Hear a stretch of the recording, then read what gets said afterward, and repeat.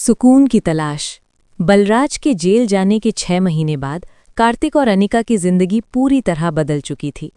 कार्तिक ने केएस की काली दुनिया से अपने सारे रिश्ते तोड़ लिए थे। उसने अपने अवैध धंधों को बंद कर दिया था और अब वो केवल अपनी लीगल बिजनेस साम्राज्य पर ध्यान दे रहा था। अनिका अब केवल एक छुपी हुई पत्नी नहीं थी, वो ठाकुर फाउंडेशन की अध्यक्ष बन चुकी थी, एक ऐसी संस्था जो अनाथ बच्चों की मदद करती थी। एक शाम कार्तिक अपने ऑफिस से जल्दी बाहर आ गया। उसने देखा अनिका बालकनी में खड़ी आसमान को देख रही है। उसके चेहरे पर एक अजीब सी शांति थी, पर उसकी आंखों में अभी भी कभी-कभी पुराने जख्मों की कसक दिखती थी। क्या सोच रही हो मिसेस शौर्या? कार्तिक ने पीछे से उसे अपनी बाहों में भरते हुए पूछा। अनिका हल्के से मुस्कुराई। यही कि वक्त कितनी जल्दी बदल जाता है। कभी मैं एक टूटे हुए लॉकेट के साथ अपनी पहचान ढूंढ रही थी और आज मेरे पास दुनिया की हर खुशी है। कार्तिक ने उसकी पेशानी चूम ली। अब कोई तुम्हें रुला नहीं पाएगा। खुशखबरी और एक साया। उसी रात डिनर टेबल पर अनिका ने कार्तिक को एक छोटी सी डिब्बी दी। ये क्या है? कार्तिक ने हैरानी से पूछा। अनिका बस मुस्कुरा दी। कार्तिक ने डिब्बी खोली। अंदर एक छोटा सा सफ़ेद जूता था, बेबी शू। कुछ पल के लिए समय जैसे थम गया। कार्तिक की आंखों में आंसू आ गए। अनिका, क्या तुम? अनिका की आवाज़ खुशी से कांप रही थी। हाँ कार्तिक, हम माता पिता बनने वाले हैं। कार्तिक ने उसे उठाकर गोल गोल घुमा दिया। पूरा मैंशन खुशियों से गूंज उठा। लेकिन जहाँ खुशियाँ होती हैं, वहाँ पुरानी दुश्मनियाँ कभी कभी चुपके से दस्तक देती हैं। हॉस्पिटल की रहस्यमयी घटना। अगले दिन अनिका अपने रूटीन चेकअप के लिए हॉस्पिटल गई। कार्तिक एक ज़रूरी मीटिंग की वजह से साथ नहीं जा पाया, इसलिए उसने विक्रम को उसके साथ भेज दिया। चेकअप के बाद जब अनिका डॉक्टर के कैबिन से बाहर निकली तो एक नर्स ने उसे रोक लिया। मैम, किसी ने आपके लिए ये फूल और एक कार्ड छोड़ा है। अनिका ने कार्ड लिया। उस पर कोई नाम नहीं था, बस एक लाइन लिखी थी। विरासत सिर्फ खून से नहीं मिलती, नफ़रत से भी मिलती है। जो बलराज नहीं कर सका, वो मैं पूरा करूंगा। अनिका के हाथ कांपने लगे, उसकी सांसें तेज हो गईं। विक्रम, देखो ये किसने दिया? उसने घबराहट में कहा। विक्रम ने तुरंत सीसीटीवी फुटेज चेक करवाई, लेकिन वहां कोई साफ चेहरा नहीं दिखा। वो शख्स पूरी तरह नकाब में था। ऐसा लग रहा था बलराज का कोई वफादार या ठाकुर खानदान का कोई छिपा हुआ दुश्मन अभी भी बाहर घूम रहा है। केएस की वापसी। जब कार्तिक को इस बारे में पता चला तो उसका गुस्सा 7वें आसमान पर था। उसे लगा उसने हथियार छोड़ दिए हैं, इसलिए लोग उसे कमज़ोर समझने लगे हैं। विक्रम, कार्तिक की आवाज़ गूंज उठी। सारे पुराने नेटवर्क को फिर से जगाओ। मुझे उस शख्स का नाम और पता चाहिए जिसने अनिका को डराने की हिम्मत की। उसकी आंखों में फिर से वही पुराना खौफनाक केएस वाला रंग लौट आया। इस बार वो धीरे लेकिन खतरनाक स्वर में बोला, मैं उसे जेल नहीं भेजूंगा, बल्कि उसे मिटा दूंगा। पर कार्तिक, आपने वादा किया था, अनिका ने कांपती आवाज में कहा। कार्तिक ने उसकी तरफ देखा।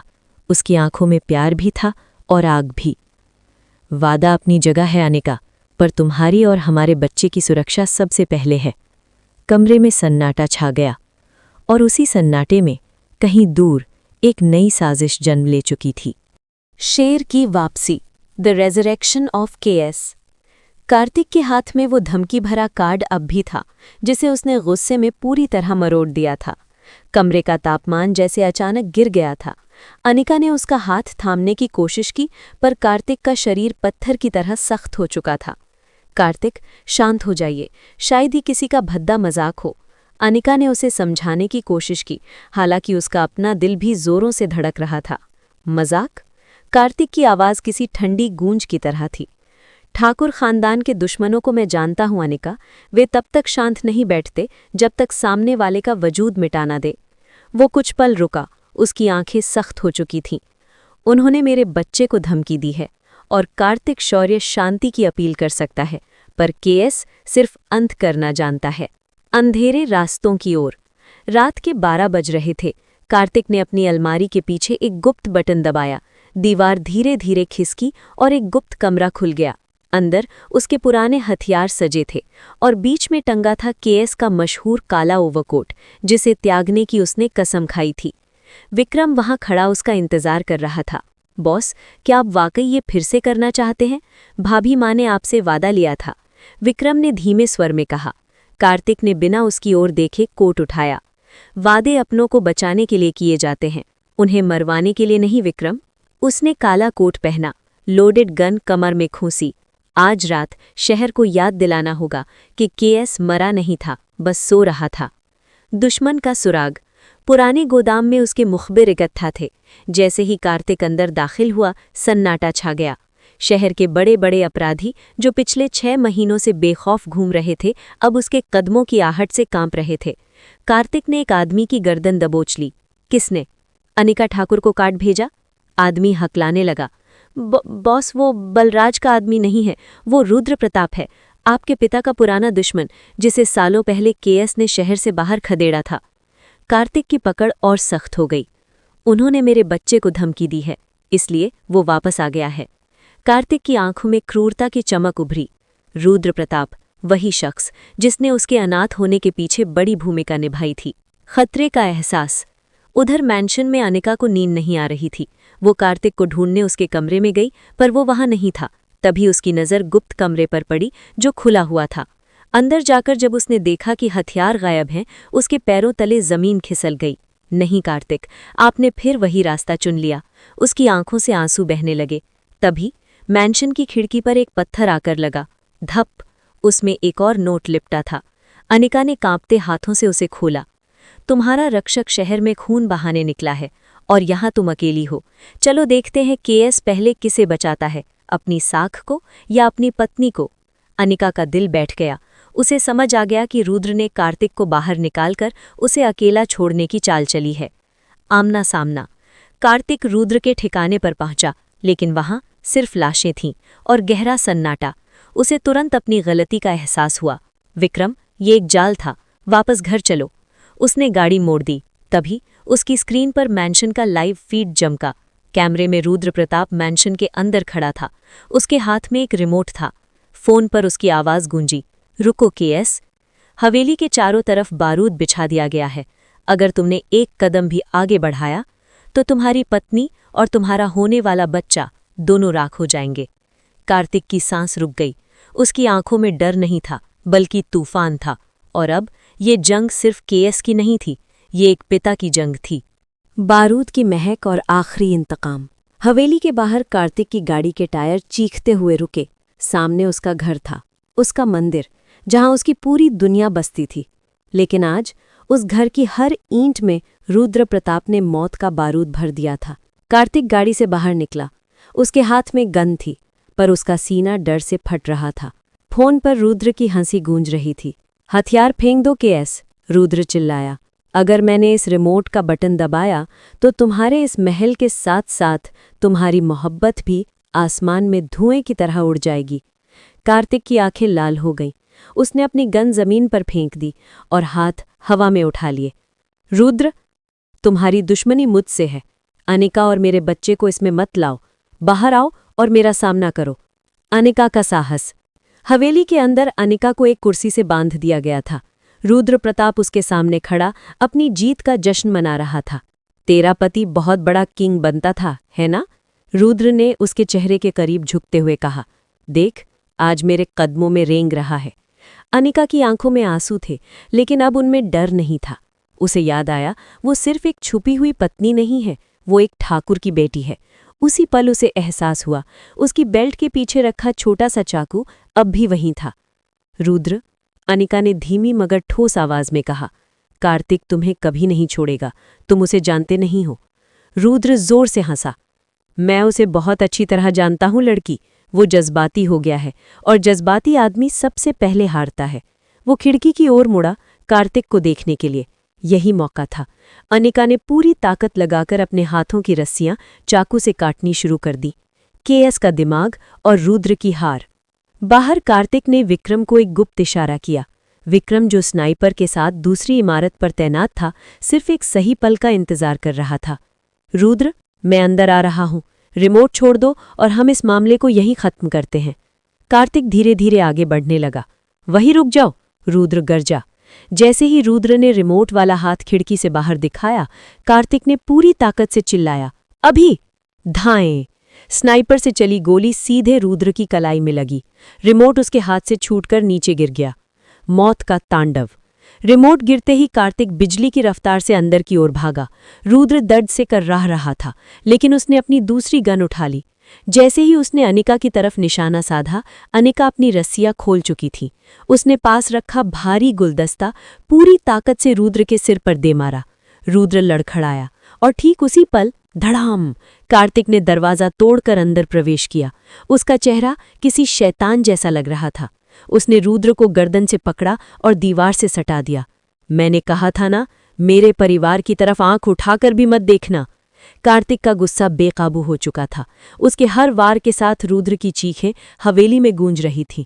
वो उसे जान से मार ही देता कि तभी अनिका ने उसका हाथ पकड़ लिया। कार्तिक, नहीं! उसकी आवाज़ कांप रही थी, पर शब्द मजबूत थे। हमारे बच्चे के लिए इस खून खराबे को यहीं रोक दीजिए। अगर आज आपने इसे मार दिया तो केएस फिर से जीत जाएगा और कार्तिक हार जाएगा। कार्तिक के हाथ रुक गए। उसकी सांसें तेज थीं, आंखें खून से भरी थीं। कुछ सेकंड की खामोशी, फिर उसने रुद्र को छोड़ दिया।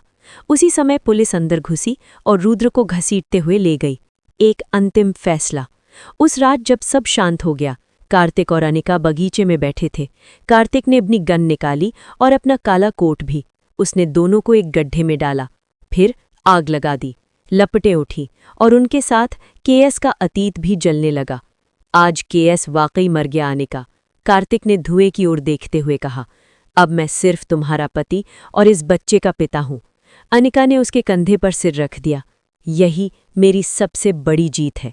धीरे धीरे आग बुझ गई और पहली बार कार्तिक की जिंदगी में सचमुच सुकून उतर आया। मुकम्मल इश्क और एक नया सवेरा। रुद्र प्रताप के अंत के बाद शौर्य मैंशन की हवाओं में बरसों बाद खौफ की जगह सुकून की खुशबू थी।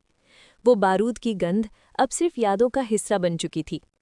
कार्तिक ने सच में अपनी पहचान केएस को उस रात की आग में राख कर दिया था। 6 महीने बाद खुशियों का आगमन। पूरा मैंशन रोशनी से जगमगा रहा था। आज कोई बिजनेस पार्टी नहीं थी, आज जश्न था, कार्तिक और अनिका की जिंदगी के सबसे बड़े तोहफे का। मुख्य द्वार पर सुनहरे अक्षरों में लिखा था, ठाकुर शौर्य खानदान। गर्व, सम्मान और एक नई शुरुआत का प्रतीक। अस्पताल के लेबर रूम के बाहर कार्तिक पागलों की तरह टहल रहा था। वो आदमी जो गोलियों की गूंज में भी शांत रहता था, आज एक नन्ही सी जान के इंतजार में पसीने पसीने था। उसकी हथेलियां कांप रही थीं। तभी अंदर से एक नन्ही सी किलकारी गूंजी। समय जैसे ठहर गया। विक्रम दौड़ता हुआ बाहर आया। बॉस, बधाई हो, नन्ही राजकुमारी आई है। कार्तिक के कदम वहीं रुक गए। उसकी आंखों में आंसू थे, शायद वही आंसू जो उसने बचपन में अनाथ होने के बाद पहली बार बहाए थे। वो धीरे धीरे अंदर गया। अनिका बिस्तर पर लेटी थी और उसकी गोद में एक छोटी सी परी चैन से सो रही थी। देखो कार्तिक, हमारी रक्षक, अनिका ने कमजोर लेकिन बेहद प्यारी मुस्कान के साथ कहा। कार्तिक झुका और दोनों के माथे को चूम लिया। ये पनौती नहीं है अनिका, ये हमारे प्यार की सबसे बड़ी जीत है। उसकी आवाज़ भर्रा गई। विरासत का नया रूप। कुछ हफ्ते बाद कार्तिक और अनिका अपने पुराने उस क्लिनिक पहुंचे जहां कभी अनिका ने कार्तिक की जान बचाई थी। अब वही जगह एक आलीशान चैरिटी अस्पताल बन चुकी थी। सफ़ेद दीवारें, उम्मीद से भरे कमरे और प्रवेश द्वार पर एक बड़ी पट्टिका लगी थी। उस पर लिखा था, प्यार में वो ताकत है जो एक शैतान को भी इंसान बना सकती है। अनिका की आंखें नम हो गई। रायचंद जी, जो कभी इस रिश्ते के खिलाफ थे, अब बदल चुके थे। उन्होंने अपनी गलतियों के लिए अनिका से माफ़ी मांग ली थी। अब वे अपने पोती के साथ खेलते हुए अपने पापों का प्रायश्चित कर रहे थे। आखिरी शाम, वादों का समंदर। सूरज ढल रहा था। आसमान हल्के नारंगी रंग में रंगा हुआ था। कार्तिक और अनिका अपनी पसंदीदा बैल्कनी में बैठे थे। हल्की हवा चल रही थी। कार्तिक की नज़र अनिका के गले में पड़े उस चांदी के लॉकेट पर गई जो अब पूरी तरह जुड़ चुका था। उस पर उनकी बेटी का नाम खुदा था। अनिका, कार्तिक ने उसे अपने करीब खींचते हुए पूछा, क्या तुम्हें कभी अफसोस होता है एक माफिया किंग से शादी करने का? अनिका ने उसकी आंखों में झांका। वहां अब नफरत का कोई कतरा नहीं था, सिर्फ सुकून था। मुझे अफसोस सिर्फ इस बात का है कि मैंने तुम्हें और पहले क्यों नहीं ढूंढा।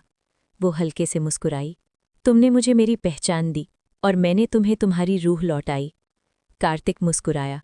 उसने उसे अपनी बाहों में कस लिया। नीचे शहर की रोशनियां चमक रही थीं, लेकिन उनके लिए सबसे बड़ी रोशनी उनकी आंखों में थी। केएस का साम्राज्य खत्म हो गया था, पर कार्तिक और अनिका की मोहब्बत की सल्तनत अभी शुरू हुई थी। और इस बार ये कहानी खून से नहीं, प्यार से लिखी जाएगी।